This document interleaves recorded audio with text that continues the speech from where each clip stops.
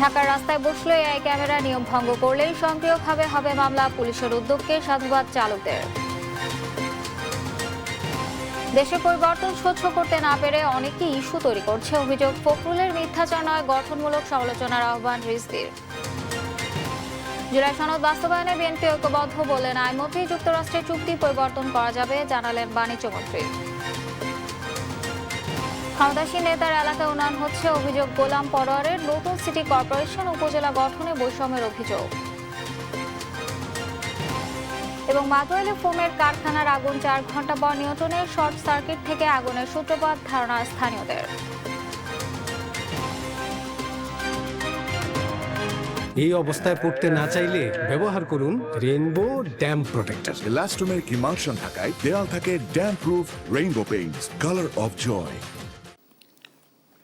সংবাদ রাতে দেখছিলেন সুপারবোর্ড সংবাদ শিরোনাম, সঙ্গে আছে আমি আফ্রোদিতি মোশাররফ পার্বণ। এবার বিস্তারিত। ঢাকার রাস্তায় বসানো হয়েছে কৃত্রিম বুদ্ধিমত্তা এআই ক্যামেরা, নিয়ম ভঙ্গ করলেই স্বয়ংক্রিয়ভাবে মামলা হয়ে যাবে।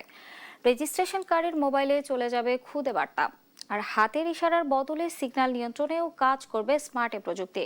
ফার্মগেট, বিজয় সরণি, কারওয়ান বাজার সহ কয়েকটি স্থানে পরীক্ষামূলকভাবে শুরু হলো সর্বাধুনিক এই প্রযুক্তির ব্যবহার। বিস্তারিত দেখুন ইদ্রিস আলমের প্রতিবেদনে। ট্রাফিক আইন লঙ্ঘন হলে চালকের অজান্তেই হয়ে যাবে মামলা। বৃহস্পতিবার থেকে স্বয়ংক্রিয় এই কার্যক্রম চালু হয়েছে ঢাকার রাজপথে। বাংলা মোটর, সোনারগাঁও মোড়, কারওয়ান বাজার এবং বিজয় সরণিতে বসানো হলো সর্বাধুনিক প্রযুক্তির এআই ট্রাফিক ক্যামেরা। সিগন্যাল না মানলে, যেখানে সেখানে দাঁড়ালে কিংবা ওভার স্পিড সহ বেশ কয়েকটি বিষয় আমলে নিচ্ছে এই ক্যামেরা। গাড়ির নম্বর প্লেট পড়ে স্বয়ংক্রিয়ভাবে দেয়া হবে মামলা। ক্যামেরার চোখ ফাঁকি দেওয়া তো কারো পক্ষে সম্ভব না। অটোমেটিক 20টা যে যদি মানে জাস্ট এক্সাম্পল 20 টাকা যদি ভায়োলেশন করে 20টার নাম্বার ডিটেক্ট হচ্ছে এই ক্যামেরার মাধ্যমে, এবং প্রত্যেকে পার্সোনালি মামলা হচ্ছে প্রত্যেকের নামে। পুলিশের এই উদ্যোগকে সাধুবাদ জানিয়েছেন চালকরা। পরিচালনায় মনসিয়ানা দেখাতে পারলে সড়কে শৃঙ্খলা ফিরতে পারে আশা তাদের। এটা তো অনেক ভালো, কারণ হচ্ছে অনেক ড্রাইভার আছে নিয়ন্ত্রণ ছাড়া গাড়ি চালায়। হ্যাঁ, দেখা গেছে রাত বিরাতে অনেক জোরে টানে। এই উদ্যোগটা খুব ভালো হয়েছে, খুব সুন্দর হয়েছে, কিন্তু এখন অটোর জন্য উদ্যোগটা নিলে আরো বেটার হয়। মানে অনেক কি চেপে চেপে করবে না, সামনে আগাবে না, সুন্দরভাবে চলাফেরা করবে, গাড়ি নিয়ন্ত্রণভাবে চালাবে আর কি। অনেকে আছে অবৈধভাবে গাড়ি চালাইতেছে, যার লাইসেন্স ঠিক নাই। তারপরে এটা তো আসলে অনেক মালিক পক্ষ গাড়ি চালানোর জন্য এগুলো আসলে চেক দেয় না। সিগন্যালগুলোতে এআই প্রযুক্তির সিসি ক্যামেরা সার্বক্ষণিক ভিডিও ও স্থিরচিত্র ধারণ করতে থাকবে। হতে থাকবে অটো জেনারেটেড মামলাও। ইতিমধ্যে আমাদের 8টি জায়গায় আমরা ঢাকা শহরে ট্রাফিক সিগন্যালে গাড়ি চালাচ্ছি। এই প্রত্যেকটা সিগন্যালের উপরে আমরা এখন এই ক্যামেরাগুলো বসিয়ে দেবো, পিটিজেড। এই ক্যামেরাগুলো বসালে যেটা হবে যে আপনি চলছেন, আমাদের তখন গাড়ি ধরে ধরে ধরে ধরে আমাকে মামলা করার কোনো প্রয়োজন হবে না। এখানেই শেষ নয়, মামলার রিসিটও পাঠিয়ে দেয়া হবে গাড়ির রেজিস্ট্রেশনকারীর ঠিকানায়। মোবাইলে চলে যাবে খুদে বার্তা। এ নিয়ে ব্যাপক আশাবাদী ডিএমপি। এআই আমাকে যেটা করবে যে এই কমান্ডগুলো যখন তাকে দেওয়া আছে, এই প্রত্যেকটা জিনিসে ধরে সে তো রেকর্ড রাখছে। রেকর্ড রাখলে যে ভায়োলেশন করছে তার নামে মামলাটা হয়ে যাবে। পর্যায়ক্রমে এ প্রযুক্তির কাভারেজ বাড়ানো হবে, জানান এই কর্মকর্তা। এই মুহূর্তে আমরা লোকেশন হচ্ছে ইন্টারকন্টিনেন্টাল, বাংলা মোটর, সোনারগাঁ, ফার্মগেট, বিজয় সরণি এবং জাহাঙ্গীর গেটের নতুন আমরা 20টা ক্যামেরা বসিয়েছি, কিন্তু আমার এক্সিস্টিং 80টা পিটিজেড ক্যামেরা আমাদের আব্দুলগঞ্জ রোডে লাগানো আছে। এআই ক্যামেরার এসব মামলায় চালকদের জন্য যুক্ত হবে নেগেটিভ পয়েন্ট। নিয়ম ভঙ্গ করলেই কমতে থাকবে ড্রাইভিং লাইসেন্সের পয়েন্ট।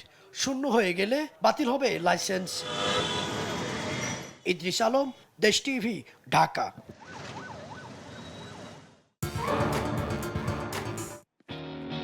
একটা ফ্রিডম দিন তো।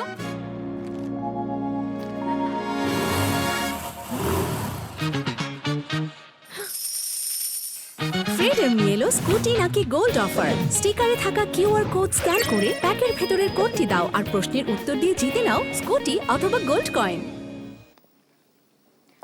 দেশের পরিবর্তন অনেকের সহ্য হচ্ছে না বলেই কেউ কেউ ছোট ইস্যু নিয়ে ঝামেলা তৈরির চেষ্টা করছে। শুক্রবার সকালে নওগাঁর পতিশরে বিশ্বকবির 165তম জন্মবার্ষিকীর অনুষ্ঠান উদ্বোধন শেষে কথা বলেন স্থানীয় সরকারমন্ত্রী মির্জা ফখরুল ইসলাম আলমগীর।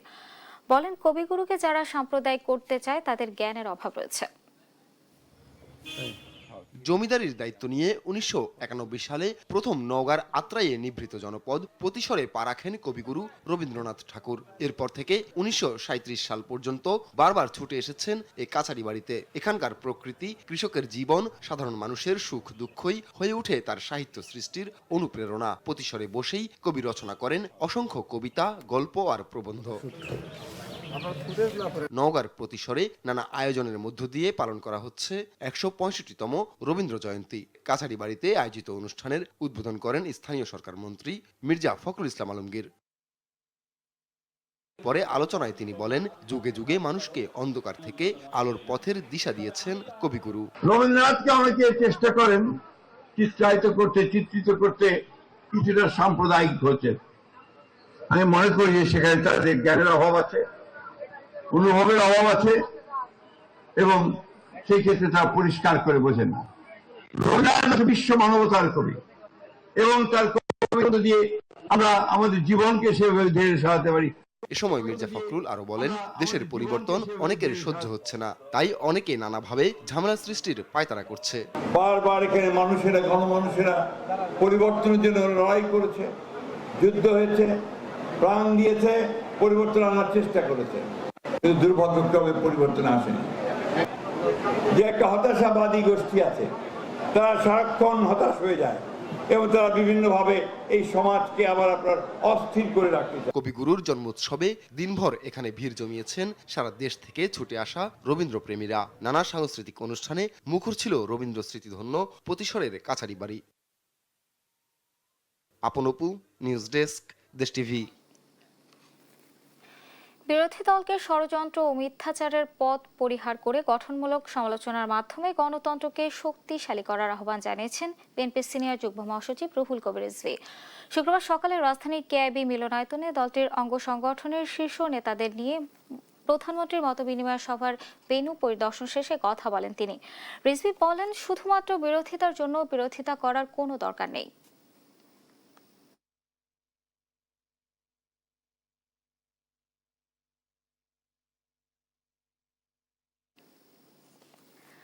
যতদিন বাংলা ভাষাভাষী মানুষ বেঁচে থাকবে, ততদিন রবীন্দ্রনাথ আমাদের সংস্কৃতি ও চেতনার সঙ্গে জড়িয়ে থাকবেন বলে জানিয়েছেন আইন, বিচার ও সংসদ বিষয়ক মন্ত্রণালয়ের মন্ত্রী মোহাম্মদ আসাদুজ্জামান। খুলনার দক্ষিণডিহি রবীন্দ্র কমপ্লেক্সে বিশ্বকবি রবীন্দ্রনাথ ঠাকুরের ১৬৫তম জন্মবার্ষিকীর অনুষ্ঠানমালা উদ্বোধনকালে তিনি কথা বলেন। এ সময় তিনি তরুণদের সাহিত্য সংস্কৃতির চর্চায় মনোনিবেশ করার আহ্বান জানান। এর আগে সকালে খুলনায় আইনজীবীদের সংবর্ধনা অনুষ্ঠানে আইনমন্ত্রী বলেন, জুলাই সনদ বাস্তবায়নে বিএনপি ঐক্যবদ্ধ, তবে দেশের স্বার্থে বিএনপি কিছু বিষয়ে নোট অফ ডিসেন্ট দিয়েছে।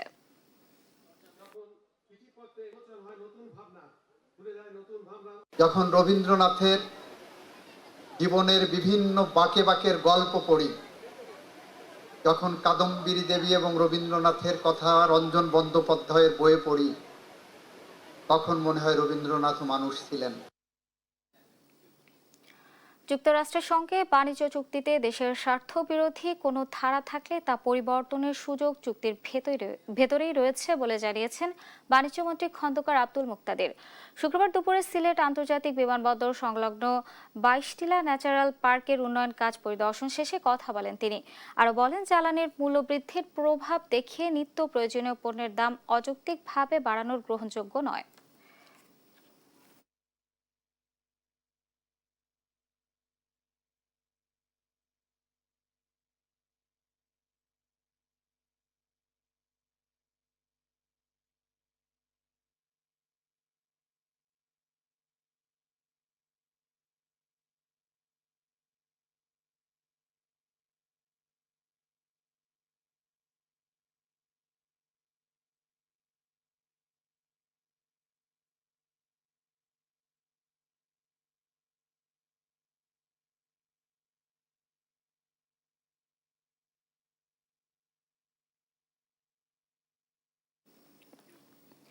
মাদকদ্রব্য ও সাইকোট্রপিক উৎপাদনের অবৈধ পাচার এবং অপব্যবহার রোধে বাংলাদেশ ও পাকিস্তানের মধ্যে একটি সমঝোতা স্মারক সই রয়েছে। শুক্রবার রাজধানীর একটি ৫ তারকা হোটেলে আয়োজিত অনুষ্ঠানে বাংলাদেশের স্বরাষ্ট্রমন্ত্রী সালাউদ্দিন আহমেদ এবং পাকিস্তানের স্বরাষ্ট্রমন্ত্রী সৈয়দ মহসিন রাজা নাকভি নিজ নিজ দেশের পক্ষে চুক্তিতে সই করেন। চুক্তি অনুযায়ী মাদক পাচার, মাদক সংশ্লিষ্ট অর্থ পাচার এবং আন্তঃদেশীয় অপরাধ দমনে দুদেশ তথ্য বিনিময় ও কারিগরি সহযোগিতা জোরদার করবে। একই সঙ্গে মাদক পাচারের সঙ্গে জড়িত সন্দেহভাজন ব্যক্তি, সংঘবদ্ধ চক্র, পাচারের নতুন কৌশল ও রুট সম্পর্কেও নিয়মিত গোয়েন্দা তথ্য আদান প্রদান করা হবে। আরএফএল ওয়াটার পাম্পের রোটর এখন আরো উন্নত আর বিদ্যুৎ সাশ্রয় হয় 20% পর্যন্ত। যে দল যখন ক্ষমতায় যায় সে দলের মন্ত্রীদের এলাকায় তখন উন্নয়ন হয়, এমন মন্তব্য করেছেন জামায়াতের সেক্রেটারি জেনারেল মিয়া গোলাম পরোয়ার। শুক্রবার সকালে রাজধানীতে রেলওয়ে এমপ্লয়িজ লীগের দ্বিবার্ষিক সম্মেলনে এমন মন্তব্য করেন তিনি। বলেন, নতুন সিটি কর্পোরেশন উপজেলা গঠনে মন্ত্রীদের এলাকায় প্রাধান্য দেওয়া হচ্ছে। শুক্রবার সকালে রাজধানীর ডিপ্লোমা ইঞ্জিনিয়ার্স ইনস্টিটিউটে বাংলাদেশ শ্রমিক কল্যাণ ফেডারেশনের অধিভুক্ত বাংলাদেশ রেলওয়ে এমপ্লয়িজ লীগের দ্বিবার্ষিক সম্মেলন অনুষ্ঠিত হয়। সম্মেলনে রেলওয়ে শ্রমিকরা ন্যায্য অধিকার নিশ্চিতকরণ, কর্মপরিবেশের উন্নয়ন সহ নানা দাবি তুলে ধরেন। প্রধান অতিথির বক্তব্যে জামাত ইসলামীর সেক্রেটারি জেনারেল মিয়া গোলাম পরোয়ার অভিযোগ করেন, গণতন্ত্র ও মুক্ত ইউনিয়নের কথা বলা হলো, বাস্তবে ট্রেড ইউনিয়ন সংকোচন নীতি গ্রহণ করছে সরকার। স্বাধীন ট্রেড ইউনিয়নের অধিকারকে সংকুচিত করা এটা কোনো গণতান্ত্রিক রাজনৈতিক দলের কোনো উদ্দেশ্য হতে পারে। ক্ষতি কি আপনার? রেলের যে দুর্নীতি হচ্ছে, রেলের আধুনিকীকরণ, রেলের স্টেশনগুলিকে আরো সেই সাবেক পুরনো ভেঙে চুরে সব পড়ে যাচ্ছে। মনে হয় যেন আমরা ব্রিটিশে আছি, এমন বহু স্টেশন আছে, বহু রেল লাইন আছে। বলেন, নতুন সিটি কর্পোরেশন ও উপজেলা গঠন সহ উন্নয়নকে সমর্থন করে জামাত, তবে যেসব এলাকায় মন্ত্রী নেই সেসব এলাকায়ও নজর দিতে হবে। এই যে আজকে শুনলাম বগুড়াকে সিটি কর্পোরেশন, আরো 5টা নতুন উপজেলা, দেখছেন না? আমরা এর কোনো বিরোধিতা করছি না, কিন্তু যেসব নেতা, প্রধানমন্ত্রীর বাড়ি কোথায়, অমুক নেতার বাড়ি কোথায়, হ্যাঁ, স্বরাষ্ট্রমন্ত্রীর বাড়ি কোথায়, না আমার বলতেছি না, সেই সব জায়গায় জেলা, উপজেলা, বিভাগ, কর্পোরেশন হয়ে যাইতেছে, উন্নত হবে, বাজেট বরাদ্দ হবে। বৈষম্যহীনতার জন্য সংগ্রাম করলেও এখনো বৈষম্য দূর হয়নি বলেও অভিযোগ করেন মিয়া গোলাম পরোয়ার। সব উন্নয়নকে আমরা সাপোর্ট করি, তাহলে যে দলের নেতারা প্রধানমন্ত্রী আর স্বরাষ্ট্রমন্ত্রী, আইনমন্ত্রী হবে না, সেই এলাকার কোনো উন্নয়ন হবে না। তারেক মাহমুদ সুজন, দেশ টিভি, ঢাকা। সরকার যেমন 71 সালের গণহত্যাকে সমর্থন করে না, তেমনি শাপলা চত্বরের নির্মম হত্যাকাণ্ডকেও বিস্মৃতি হতে দেবে না, জানিয়েছেন তথ্যমন্ত্রী জহিরুদ্দিন স্বপন। একই অনুষ্ঠানে জামায়াত ইসলামীর সেক্রেটারি জেনারেল মিয়া গোলাম পরোয়ার বলেছেন, 24 জুলাই গণ অভ্যুত্থান শাপলারই ফলো আপ। শুক্রবার বিকেলে জাতীয় জাদুঘরে শাপলা স্মৃতি সংসদের অনুষ্ঠানে স্মরণ করা হলো শাপলা চত্বরের শহীদদের।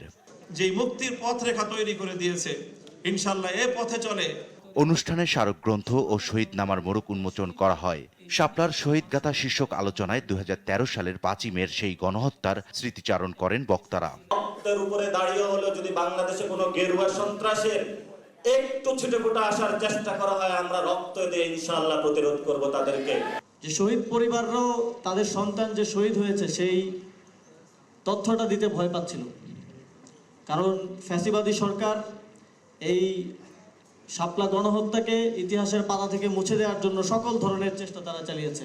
24 জুলাই গণ অভ্যুত্থান শাপলারই ফলো আপ বলে মন্তব্য করেন জামায়াতে ইসলামীর সেক্রেটারি জেনারেল। পরবর্তী 24 জুলাইয়ের এই গণ অভ্যুত্থান 13 সালের মের ঘটনা বিচ্ছিন্ন নয়, একটার সাথে একটা ফলো আপ হয়ে কর্তৃত্ববাদী শাসনের বিরুদ্ধে এদেশের 18 কোটি মানুষের সংগ্রামের একটি বিজয় হয়েছে, কিন্তু 24 জুলাই আগস্টের অভ্যুত্থানের মধ্য দিয়ে। অনুষ্ঠানে তথ্যমন্ত্রী বলেন, শাপলা চত্বর হত্যাকাণ্ড স্মৃতি যেমন ধরে রাখার উদ্যোগ নেওয়া হচ্ছে, তেমনি এগিয়ে নেওয়া হচ্ছে এর বিচারের কাজ। যাহা হত্যাকাণ্ড, যাহা মানবতা বিরোধী, যাহা অন্যায়, যাহা ন্যায্যতার বিরুদ্ধে এবং যা সর্বশক্তিমানের আইনের বিরুদ্ধে, তেমন কোনো অপরাধকে আমাদের সরকার তামাদি হতে দেবে না। আওয়ামী ফেসিবাদী আমলের গণতন্ত্রকামী মানুষ নানাভাবে নির্যাতনের শিকার হয়েছিল। ফেসিবাদ বিরোধী ঐক্য ধরে রাখার আহ্বান জানান মন্ত্রী। এই সকল ধরনের আত্মত্যাগ এবং শহীদের রক্তের সম্মিলিত ফলাফল হচ্ছে এই দেশের সার্বভৌমত্ব এবং এই দেশের স্বনির্ভরতা এবং উত্তর সমৃদ্ধি। ইকবাল অনিক, দেশ টিভি, ঢাকা। দেখছেন সংবাদ রাত। স্কিন কোটেড ইনসুলেশন আগুন প্রতিরোধী, তাই ড্রিম হাউস স্কুল প্রজেক্ট হোক বা লাইফ প্রজেক্ট, সব রাখে সর্বাধিক নিরাপত্তায় সব সময়। বিজলি কেবলস, নিরাপদ আজীবন। বই ছাপানোর ক্ষেত্রে যেন মানসম্মত কাগজ ব্যবহার করা হয় সেদিকে লক্ষ্য রাখতে বললেন শিক্ষামন্ত্রী ডক্টর আ.ন.ম এহসানুল হক মিলন। শুক্রবার রাজধানী বাংলা একাডেমিতে বাংলাদেশ পুস্তক প্রকাশক ও বিক্রেতা সমিতির বার্ষিক সাধারণ সভায় কথা বলেন তিনি। একই অনুষ্ঠানে পল্লী উন্নয়ন ও সমবায় প্রতিমন্ত্রী মীর শাহে আলম স্বল্প সুদে পুস্তক প্রকাশনা সমিতিকে ঋণ দেওয়ার আহ্বান জানান। শুক্রবার রাজধানীর বাংলা একাডেমিতে অনুষ্ঠিত হয় বাংলাদেশ পুস্তক প্রকাশক ও বিক্রেতা সমিতির বার্ষিক সাধারণ সভা। এতে উপস্থিত ছিলেন শিক্ষামন্ত্রী ডক্টর আ.ন.ম এহসানুল হক মিলন, সরকার পল্লী উন্নয়ন ও সমবায় মন্ত্রণালয়ের প্রতিমন্ত্রী মীর শাহে আলম, মুক্তিযুদ্ধ বিষয়ক প্রতিমন্ত্রী ইশরাক হোসেন সহ আরো অনেকে। এ সময় নতুন বই ছাপানোর কাজ সময়মতো ও সুন্দরভাবে করার আহ্বান জানান শিক্ষামন্ত্রী। আমি চাই এই মুদ্রণ শিল্পে, এই প্রকাশনা শিল্পে যারা রয়েছে সকলে মিলেই যেন আপনারা কাজ করতে পারেন এবং একে অপরের পরিপূরক হিসাবে যেন আমরা কাজ করতে পারি, এই বিষয়টিকে কিন্তু আমাদের সবচেয়ে বেশি গুরুত্ব দিতে হবে। আর আগামী বইমেলায় সংস্কৃতি মন্ত্রণালয়ের পাশাপাশি শিক্ষা মন্ত্রণালয় ও বাংলাদেশ পুস্তক প্রকাশনী সমিতিকে অন্তর্ভুক্ত করার পরামর্শ দেন স্থানীয় সরকার প্রতিমন্ত্রী। আগামী বছর থেকে বইমেলা যেটা হবে, সাংস্কৃতিক মন্ত্রণালয় থাকবে, বাংলা একাডেমি থাকে, এর সাথে শিক্ষা মন্ত্রণালয় এবং বাপুসকে সম্পৃক্ত করতে হবে। অন্যদিকে সবসময় বাংলাদেশ পুস্তক প্রকাশক ও বিক্রেতা সমিতির পাশে থাকার আশ্বাস দেন মুক্তিযুদ্ধ বিষয়ক প্রতিমন্ত্রী ইশরাক হোসেন। আমার সর্বোচ্চ চেষ্টা করব যে বই পুস্তক এই সমিতি এবং এই ব্যবসার সাথে জড়িত যারা রয়েছেন, ব্যবসায়ীরা রয়েছেন, শ্রমিকরা রয়েছেন, তাদের ওয়েলফেয়ার, সার্বিক উন্নয়নের জন্য আমি কাজ করে যাব। এবারের বার্ষিক সাধারণ সভায় প্রকাশনাকে শিল্প হিসেবে স্বীকৃতি দেওয়ার আহ্বান জানান সমিতির সভাপতি মোহাম্মদ রেজাউল করিম বাদশাহ। সাদ আহমেদ, দেশ টিভি, ঢাকা। লোডশেডিং কিংবা তীব্র গরমে ওয়ালটন রিচার্জেবল ফ্যান থাকলে থাকবে শুধু বাতাস আর বাতাস। রাজধানীর কদমতলীর সাদ্দাম মার্কেট এলাকার ফোম কারখানা আগুনে পুড়ে গেছে। ফায়ার সার্ভিসের 5টি ইউনিটের চেষ্টায় রাত 9টা 5 মিনিটে আগুন নিয়ন্ত্রণে আসে। স্থানীয়দের ধারণা বৈদ্যুতিক শর্ট সার্কিট থেকে আগুনের সূত্রপাত হয়। তবে তদন্ত শেষে আগুন লাগার প্রকৃত কারণ ও ক্ষয়ক্ষতির পরিমাণ জানা যাবে বলে জানিয়েছে ফায়ার সার্ভিস। সন্ধ্যা 6টা 24 মিনিটে ফোম কারখানাটিতে আগুন লাগে। উপরে অনেকগুলো পাম্প সেট করে আমরা চারিদিকে আগুনটায় ব্যারিকেড দিছি, যাতে আশেপাশে দোকানগুলো যাতে আগুনটা ছড়াতে পারে না। ঠিক আমরা 21টা 5 মিনিটের সময় আগুনটা নিয়ন্ত্রণে আছে। আগুনের সূত্রপাতের বিষয়ে বিশেষ করে জানতে পারলাম এই এলাকায় আপনার বৈদ্যুতিক লাইনের একটু সমস্যা ছিল, যার কারণে বিদ্যুতের যে লোকজন আসছিল লাইনটা চালু করার সাথে সাথে তাদের ভিতরে যে সার্কিটগুলো আসছিল হঠাৎ করে আগুন ধরে যায় আর সাথে সাথে ফুললি ডেভেলপ হয়ে যায় আগুনটা। দেখছেন সংবাদ রাত। সর্বাধুনিক প্রযুক্তি, উন্নত ম্যাটেরিয়াল যা জমিতে পৌঁছে দেয় নিরবিচ্ছিন্ন পানি। আমাদের সুলভ, আমাদের শক্তি। এবার আইডিএলসি বাণিজ্য বার্তা।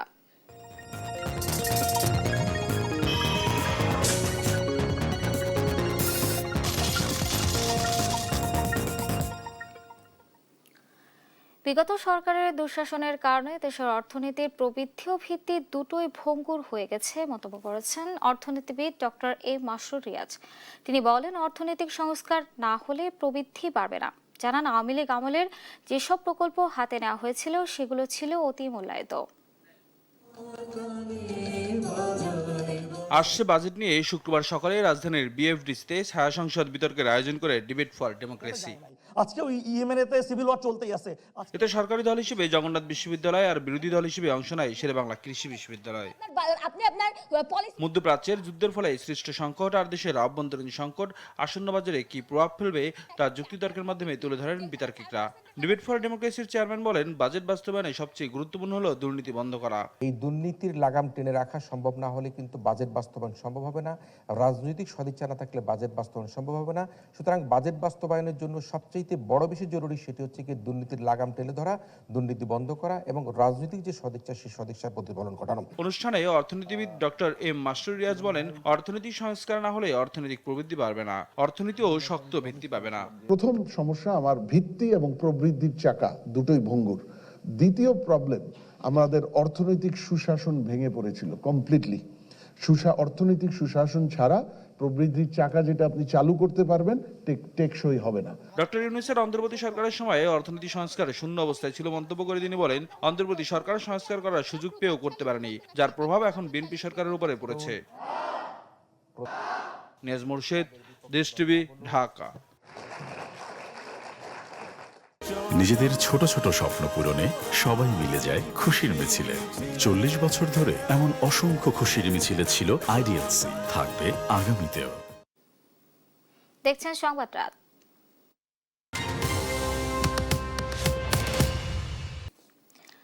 পশ্চিমবঙ্গের নতুন মুখ্যমন্ত্রী হতে যাচ্ছেন শুভেন্দু অধিকারী। শুক্রবার বিজেপির বিজয়ী 207 প্রার্থীর সঙ্গে বৈঠক শেষে কেন্দ্রীয় স্বরাষ্ট্রমন্ত্রী অমিত শাহ তার নাম ঘোষণা করেন। শনিবার কলকাতার ব্রিগেড প্যারেড গ্রাউন্ডে শপথ নেবে নতুন সরকার। এদিকে তামিলনাড়ুতে সরকার গঠনের জন্য ম্যাজিক ফিগার পেয়েছেন থালাপাতি বিজয়। কংগ্রেস ভিসিকের পর দুই বাম দল সিপিএম এবং সিপিআই সমর্থন পেয়েছে বিজয়ের দল টিভিকে। রাজ্য সরকার এবং মন্ত্রিসভা গঠনকে কেন্দ্র করে সরগরম ভারতের পশ্চিমবঙ্গ। শুরু হয়েছে উচ্চ পর্যায়ের রাজনৈতিক তৎপরতা। এ লক্ষ্যে শুক্রবার সকালে কলকাতায় এসে পৌঁছান বিজেপির নেতা ও কেন্দ্রীয় সরকারের স্বরাষ্ট্রমন্ত্রী অমিত শাহ। দুপুরে কলকাতার বিশ্ব বাংলা কনভেনশন সেন্টারে বিজেপির 207 জন জয়ী প্রার্থীর সঙ্গে বৈঠক করেন অমিত শাহ। এরপরই নতুন মুখ্যমন্ত্রী হিসেবে শুভেন্দু অধিকারীর নাম ঘোষণা করেন অমিত শাহ। শাসক দলের পরিষদীয় দলনেতা হিসেবে শুভেন্দুই হচ্ছেন রাজ্যের পরবর্তী মুখ্যমন্ত্রী। শনিবার কলকাতার ব্রিগেড প্যারেড গ্রাউন্ডে শপথ নেবেন শুভেন্দুর নেতৃত্বাধীন নতুন সরকার। শ্রী শুভেন্দু অধিকারী। পরিষদীয় দলনেতা নির্বাচনের প্রক্রিয়া সম্পন্ন হয়েছে। 8টি প্রস্তাব এসেছিল, সব প্রস্তাবে একটিই নাম ছিল। দ্বিতীয় নামের জন্য পর্যাপ্ত সময় দেয়া হয়েছিল, কিন্তু কোনো দ্বিতীয় নাম আসেনি। তাই শুভেন্দু অধিকারীকে পশ্চিমবঙ্গের মুখ্যমন্ত্রী হিসেবে ঘোষণা করছি। গেল 2 দশকে পশ্চিমবঙ্গ রাজ্যে কোনো উপমুখ্যমন্ত্রী ছিলেন না, তবে এবার 2 জন উপমুখ্যমন্ত্রী পেতে যাচ্ছে পশ্চিমবঙ্গ। এ দৌড়ে এগিয়ে আছে নির্বাচনে আসানসোল দক্ষিণ থেকে জয়ী বিজেপি নেত্রী অগ্নিমিত্রা পাল। তিনি প্রথম উপমুখ্যমন্ত্রী হতে পারেন। দ্বিতীয় উপমুখ্যমন্ত্রী হিসেবে নিযুক্ত হতে পারেন শিলিগুড়ি থেকে বিজয়ী প্রার্থী শঙ্কর ঘোষ। এদিকে মন্ত্রিসভায় জায়গা পেতে পারেন আরজিকর কাণ্ডে নির্যাতিতের মা রত্না দেবনাথ। সেই সঙ্গে উৎপল মহারাজ, রাজেশ কুমার ও দীপঞ্জন চক্রবর্তীর নামও আলোচনায়। এদিকে তামিলনাড়ুতে সরকার গঠনের জন্য ম্যাজিক ফিগার পেলেন থালাপাতি বিজয়। বিজয়ের দল টিভিকের এক সূত্র জানিয়েছে, কংগ্রেস ভিসিকের পর এবার দুই বাম দল সিপিএম এবং সিপিআই এর সমর্থন পেয়েছে থালাপাতি বিজয়। গেল 4 দিনের নাটকীয়তা শেষে তামিলনাড়ুর নতুন মুখ্যমন্ত্রী হতে যাচ্ছেন থালাপাতি বিজয়। ফাতেমা তাসনিম, নিউজ ডেস্ক, দেশ টিভি। এই ছিল এখনকার সংবাদ রাত। পরে বুলেটিন দেখার আমন্ত্রণ রইল। ধন্যবাদ।